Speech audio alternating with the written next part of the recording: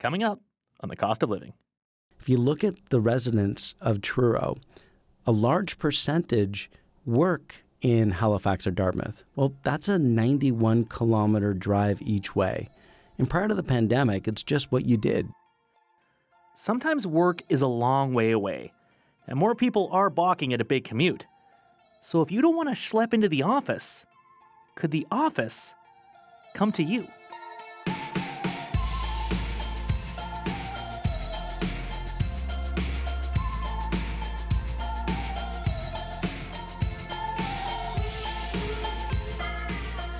Hi, I'm Paul Havershrud. Welcome to The Cost of Living. Co-working was pitched as Uber for offices, sharing workspace with strangers. Just like Uber or Airbnb, it started as a big city thing. Now, it could be coming to a town near you. Also today, when you think about nostalgia, what comes to mind? Poodle skirts, maybe the Guess Who. For a younger generation, it's Pokemon. Those little Japanese anime monsters may not feel that old, but to a 90s kid, that's childhood. And that nostalgia is turning into real money. Up first, we can get stuff in more than 300 shades of green alone.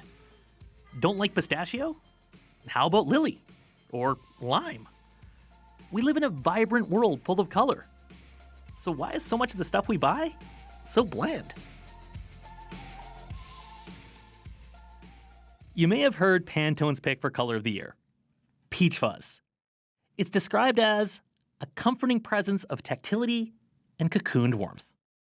Pantone's color guide has nearly 2,400 shades. Our world can be alive with color. Or not.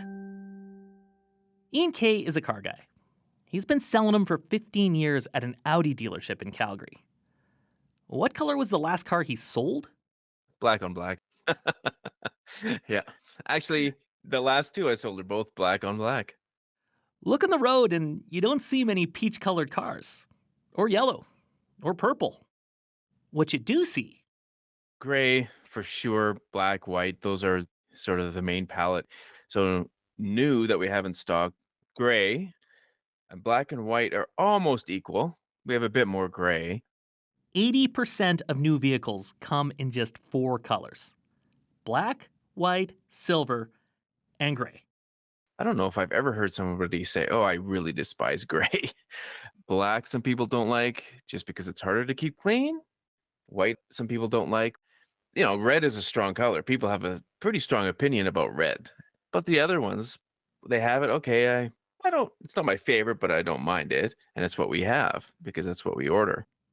It's like Henry Ford said, the customer can have any color they want, as long as it's black. Well, sure, Henry. But nowadays, the customer is also king. We have our own individual taste and thousands of colors to choose from. So then, why is so much of our stuff the same color as everyone else's? It's almost like we're not in charge and someone is deciding for us. Is there a rhyme or reason to the colors we see? There is rhyme or reason. The question might be how much rhyme or how much reason. Leslie Harrington is a color strategist and the former head of design at Benjamin Moore, the paint company. When companies are making stuff, they call people like Leslie. She calls the business of color part art and part science. And it's her job to stay on top of the color zeitgeist. We look at the runway shows, we look at the award shows, the popular movies, the streetwear. We also look at how did it do in the past and what other colors have been moving forward and how fast they've been moving forward to know if this one will potentially be one of those ones that will follow along with it. So is she like the Wizard of Oz? Pulling levers behind the curtain, making sure our homes are filled with yellow brick gold and Wicked Witch green? Well, we don't dictate trends. We don't make color trends. We don't make colors successful. The consumer does. And the way that happens is they buy it. So we have to make a shirt in a color and put it in the store for somebody to buy it. We have to figure out what color do they want that shirt. So we're going to make a green one, a yellow one, a red one, and a purple one. And we put them on the shelf and we wait and we see which color people buy. So we can say that green is trending. And if we find out that people are buying the green more than the red or the purple, then we know that we're kind of on the right track. Figuring out what color will work for a product isn't straightforward. Different product categories move on their own timelines. Fashion, furniture, beauty, electronics, autos, appliances, they can all be doing their own thing. And then there's us. We might gamble on a pair of lime green pants. When it comes to bigger ticket items, we don't take as many chances. We tend to buy the things for our home less often. When we invest in them, we tend to be much more cautious.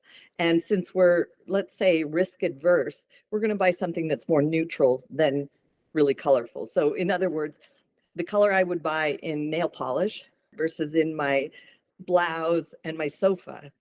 You know, I might buy red in all of those things, but I might not buy red in my sofa. So as buyers, we like to play it safe. And so do sellers. Back to all those gray cars on the road. An auto manufacturer can paint cars every shade under the rainbow. But when it gets down the line to who's ordering the car to sit on the lot when you go to visit the dealer's making that decision. So even though the manufacturer might be putting colors in the lineup, the dealer is being risk adverse and he's buying gray, silver, and black and putting it on his lot. And he might buy one of the funky blue, greens, reds as what we sometimes call the pink purse. So it catches your attention. You don't necessarily buy it, but it gets you in the door. That same logic applies to other big purchases. Remember what kitchens looked like in the 70s? Avocado green fridges, harvest gold stoves. They were the colors of childhood for a generation.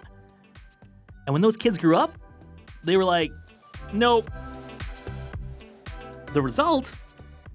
Decades of appliances in black, white, and stainless steel. Big retailers didn't want to stock a bunch of baby blue stoves and see them collect dust. The financial risk there is real. Good color leads to sales. Bad color leads to inventory. If you make something in a bad color, you can't even give it away. It just will sit there on the shelf and you have to, recycle it or do something with it, but you just can't get rid of it if it's a bad color. So it can make the difference between making millions of dollars and losing millions of dollars. Bad color decisions can be expensive. Back when Mark's was still Mark's Work Warehouse, its founder, Mark Bloom, made a big bet on Sun Ice ski gear. It put millions of dollars worth of fluorescent ski jackets onto the floor. That was the year skiers decided fluorescent was over. Mark's Work Warehouse took a bath. Companies need to keep their finger on the pulse of consumer taste. And if we don't buy it, we stop seeing it. But that doesn't mean we're always in the driver's seat of the color bus. What you don't know is that sweater is not just blue, it's not turquoise, it's not lapis, it's actually cerulean. And you're also blithely unaware of the fact that in 2002, Oscar de la Renta did a collection of cerulean gowns. And then anyone in the color game knows that scene from The Devil Wears Prada. Meryl Streep explaining why Anne Hathaway's sweater is cerulean blue. And it's sort of comical how you think that you've made a choice that exempts you from the fashion industry when in fact you're wearing a sweater that was selected for you by the people in this room. Leslie says we do get colors pushed onto us, but then we pull them into the world, and we do that by buying them.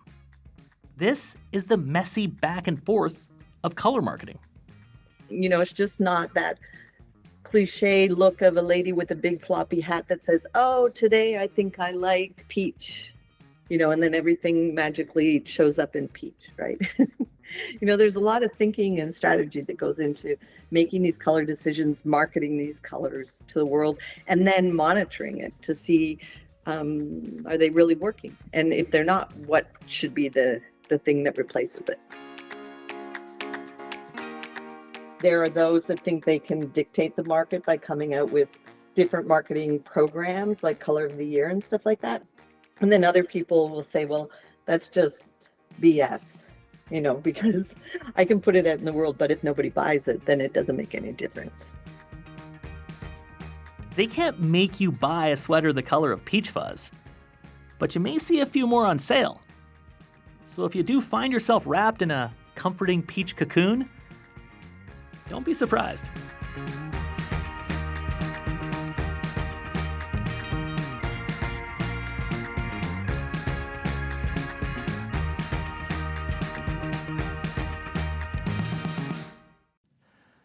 Depending on your age, nostalgia may hit when you see James Dean, or tie-dye shirts, Bananarama. Now, for some, the peak of nostalgia is Pokemon cards. If you were a kid in the late 90s, those little Japanese anime monsters were everything. And now, those kids are grown up. They have more money than just an allowance. And Philip Dross says the tug of nostalgia makes Pokemon good business. I wanna be the very best, like no one ever was. If that song makes you want to sit in front of the TV with a bowl of Lucky Charms, you're not alone. Daniel Doust was 6 when Pokemon cards came to Canada in the late 90s. I remember going to the convenience store just around the corner and buying packs of cards. In hindsight, could have made some serious money buying sealed product back then, but the joy was just ripping the cards and having fun trading at school and, sometimes getting the better deal. As a teen, Daniel lost interest in Pokemon cards and stopped collecting. But at 30, he's back at it. Beautiful set. Like these are cards that personally I would consider putting on a wall. He keeps his most precious cards in a case that looks like it could be bulletproof. And then a couple of other ones here that are just kind of, a bit more rare from Japan. And that's because they're more valuable than you think. Probably close to $10,000, I'd say, just in this case alone. Pokemon cards are having a moment. Searches on eBay Canada for Pokemon have increased by more than 160% in the last 5 years. Companies that deal in trading cards have also seen a spike in business. Jeff Follett works at 401 Games in Toronto. He says during the pandemic, when people were stuck at home, they started dusting off their old decks. Yeah, we have a fair amount of people that go through and find their own collections in closets and end up wanting to sell some of the cards that they think are worth money. And we also get people that then find that their interest in the hobby is reinvigorated upon finding their old collections and come in to also purchase more cards from us as well. There are dozens of online forums where people talk about the money they spend collecting, and it can be a lot. This year, someone dropped $26,000 on a single card. What's pulling people back into the Pokemon vortex? It actually has a name. It's called the 30-year nostalgia cycle. So we have a time in our lives when we enjoy playing with things, when we have carefree time, when we're having the most fun of our lives. Sarah Wilner teaches marketing at Wilfrid Laurier University. And as we get older, we hearken back to those times. And by the time we're an adult, we start thinking back when things are stressful, as they are very much so now in the world, to the times that we enjoyed the most. And this is also the time that we tend to have the greatest buying power. And often for many people, it's the time when they start their own families and they start thinking, gee, what do I want my kids to have that I got to experience when I was that age? We still like the things we liked as kids. And it's not just Pokemon. Fanny packs are back. So is the Fresh Prince of Bel-Air. Now, if you do have a stash of old Pokemon cards you want to sell, Jeff Follett says you better have played with them gently as a kid. That can really dictate the value of them, especially for these older cards. People are really looking for items that are in the best condition. So if that shadowless Pikachu has been through the wash, or your little sister scribbled on your first edition Charizard, you probably can't sell them for much. But at least you still got them, right? And didn't make the same mistake as Daniel Doust. You mentioned you did end up selling your cards, maybe not getting the better deal. Yeah, no, you're absolutely right. 13, 14 years old when I was too cool for Pokemon. Local flea market, $50 in my pocket. I was happy, but I'm sad about it now, trust me. For the cost of living, I'm Philip Drost.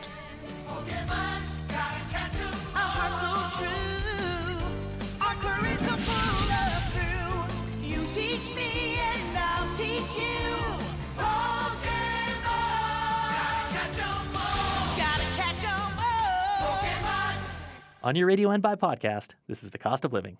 I'm Paul Habersrud.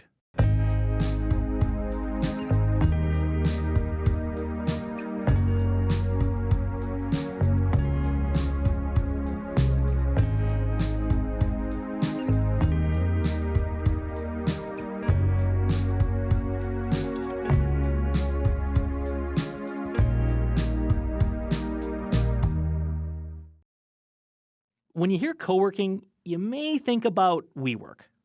It was going to disrupt the office. It was worth nearly $50 billion. And then it all went poof. They even made a movie about it, starring Anne Hathaway. The future of work looks different. We're selling an experience. WeWork filed for bankruptcy late last year. But Danielle Nerman, just because it's done doesn't mean co-working has gone away. It's still around, and co-working today isn't your dad's co-working. What do you mean my dad's? This whole thing is like 2 seconds old. Hey, stuff moves fast. And here's the thing. What's happening now is different than a few years ago. That's when Derek Hovinga first started going to a shared office, and he's what you might think of when you think of co-working. So he's like young, hip, drinks lattes. Kind of, yeah. He quit his marketing job during the pandemic and started his own company from his home office. But after a while, his productivity was... The truth? A lot of nap times. And sometimes I'm just like, I'm working and then I'm like, you know what? I could probably put like an hour aside and just start playing a video game or something like that, or just, watch the new Queer Eye or something like that. Every freelancer out there is just nodding their head right now, knowingly, maybe a bit sadly. Yeah. So now, Derek, he goes to a co-working office, and it's just around the corner from his apartment in Calgary. And he what? Rents a desk there? Yeah. And when I visited Derek, where he works, I saw desks, but I also saw lots of people floating around with their laptops. The office has big communal tables on one end and couches on the other. So it's really relaxed. Everyone is, milling around and chatting, and that's what Derek likes. Obviously, I'm self-employed, so there's no company culture. It's just me and my dog, Nacho. So it's nice to be able to bounce ideas off of, random people. But there's also something very inspiring about watching people working around you as well. It kind of makes you feel like, I want to work just as hard as this person. So he's the classic, if I'm going to get anything done, I got to get out of the house. Totally. 10, 15 years ago, too, when co-working offices started, guys like Derek, they were the target market. But Meg Felsing says that's changing. She's with Work Nicer, which has 6 co-working locations in Alberta. I think there is a misconception that a lot of people that work here are kind of those like one-person teams, entrepreneurs, maybe like hippy-dippy, Hippy-dippy. Shots fired at people renting spaces from her. The point Meg is making is co-working is evolving. It's getting a lot more corporate. We also have like huge enterprises who are trying to offer employees who are just like unmotivated and itching to get out of the house an option to go somewhere, where they can be productive. Work Nicer has clients like TELUS and Dot Meredith, which is the digital publisher for magazines like People and InStyle. Well, what would a company like TELUS, which is big, it has its own buildings, want anything to do with co-working? It's just an option for their workers. The company has a flexible workplace policy, so employees can work from home, they can come into an office, or they can do both. Yeah, well, a lot more people working hybrid out there. And that's why we keep hearing about companies downsizing their office space. It just doesn't make sense for them to have 5 floors if their staff isn't even coming in half the time. That's expensive. And it's an issue for downtowns, right? There's a lot of half-empty office towers out there. Oh, yeah. Last year, the national vacancy rate for downtown offices hit a record high, nearly 20%. In Ottawa, the feds are planning to sell 10 of their government office buildings, and companies like Shopify and TD, they've also shrunk their offices. Yeah, well, for commercial real estate, the bloom is definitely off the rose. I mean, look at like CPP, the Canada Pension Plan. It was all in on offices not that long ago. Now it just unloaded a couple in Vancouver. It sold one in Manhattan that needed some renos and some money put into it, but it sold it for $1. $1, yeah. Well, a lot of companies are realizing they can save by getting out of long-term leases. Co-working operates on a totally different model. Companies buy a membership for employees, and they can add or cancel those memberships really easily. They don't have to worry about cleaners or office supplies. It's all taken care of. So they're basically just trying to outsource the office. And at the same time, what that is doing is, again, it's leaving some of these buildings empty or mostly empty. Is this where co-working comes in? Are they just moving into these spots? In some cases, yes, but we're also seeing a lot of them crop up closer to where people live. Residential neighborhoods and suburbs, even small towns outside cities. Places like Truro, Nova Scotia. I find this location really fascinating because this is a town of 14,000 people. And if you look at the residents of Truro, a large percentage work in Halifax or Dartmouth. Well, that's a 91-kilometer drive each way. And prior to the pandemic, it's just what you did. Wayne Berger is the head of the Americas for IWG. It's Canada's biggest player in co-working. In the last 2 years, IWG has opened 37 new locations in places like Red Deer, Alberta, and Cambridge, Ontario. And their Truro office, it's already full of people whose jobs are based in Halifax. And so it tells us that the commute has really become the enemy. People just do not want to commute. It's time-consuming, it's costly, and frankly, it wastes productive time, and it takes time away from families and extracurriculars and what people want to do outside of their work hours. So the commute has become a real factor in driving this growth of the third workspace. The third workspace? Wayne, he really thinks the future of work is going to be flexible, and it will happen in 3 spaces: the office, the home, and then somewhere else. And that somewhere else could be a coffee shop. Sure.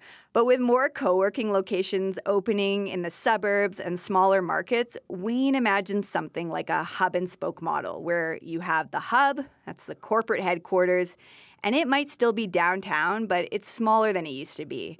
And employees, they're only going there occasionally, like for AGMs. And then there are co-working spaces. Those are the spokes. So instead of us going to the office is coming to us. That's the idea. And Wayne thinks everything will be done through an app. Employees will order a desk like they order takeout. People, when they need to go to work, will just open up their app like they do their Uber app and go pick a place that makes sense for them, check in, get some great work done, and then check out and transition to the next place to continue to get work done. That's the future. I mean, that sounds like a future. And if you're the CEO of a co-working company like he is, sure, you're going to say that sounds like a pretty good future to me. But at the same time, if you're like a traditional commercial real estate office building owner, you're thinking, I could see some different futures. For sure. But if things do go that way, that could change the way cities look. Like if people are no longer anchored to one office and they're spread out working all over, that might ease traffic congestion and just make our lives a little easier. So a lot of things are distributed and not so centralized. Mm-hmm. Well, if that does happen, hopefully the people going into these spots like where they're going. Well, I mean, some of them are pretty swank. Like the place Derek goes to, it's got a bar, bottomless beer. I mean, there's all this talk of productivity. I'm not sure that would help too much. Well, there's also root beer on tap. It's so good. Can you pour me a little glass of root beer? Yeah, sure. Oh, wait, can I have some ice first? Okay. Did the root beer tap sell you? You in on this co-working thing? It didn't hurt. I could get on board. Thanks, Danielle. You're welcome. That was a terrible pour.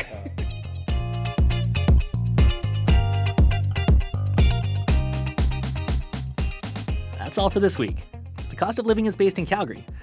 The show is produced by Daniel Nerman, Ellis Cho, Jenny DeRosio, and Jennifer Keene, with help from Caroline Ferris.